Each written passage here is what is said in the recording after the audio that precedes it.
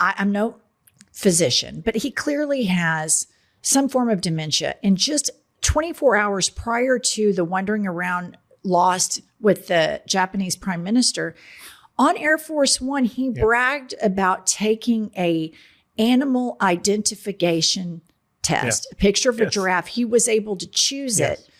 And he bragged about that.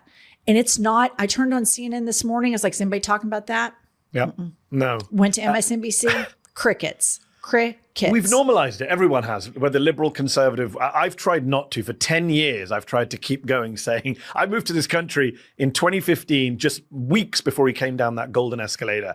My entire presence in this country for 10 years has been defined by Donald Trump being in our public scene and people normalizing what I see and many others see as clearly abnormal. And, you know, he goes on top of the White House and does a rant. He walked around the roof of the White House, got no coverage at the time. I remember doing a quick check of all the news websites. Who was saying, he's just wandering, an old man's wandering around the top of his house screaming about nuclear missiles.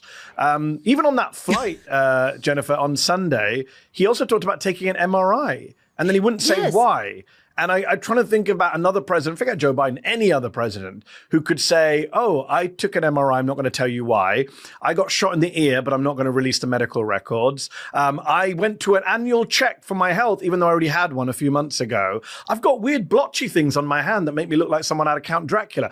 All of that has happened in the last few weeks, and yet we just carry on like normal, like the president is not having some kind of physical or mental health crisis. And then not to mention, this gets buried all the time, but it's just something I try to bring up to the surface. He went on and on about the size of Arnold Palmer's cock. And within 30 days of that, Mehdi, he tried to give a microphone a blowjob that wasn't working.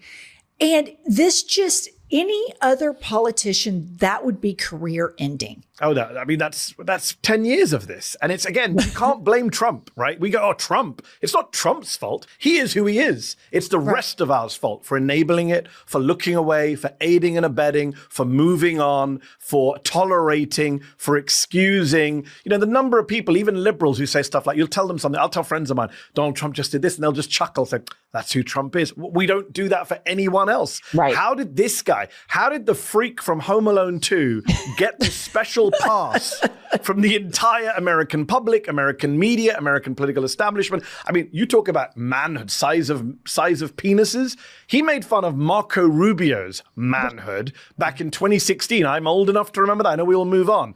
Marco Rubio today is his Secretary of State who stands silently and is perfected. Did you see him on Air Force One? He just stands there straight-faced as Trump rambles about the dementia test and how Jasmine Crockett couldn't beat him in a dementia test. And Rubio's just standing there.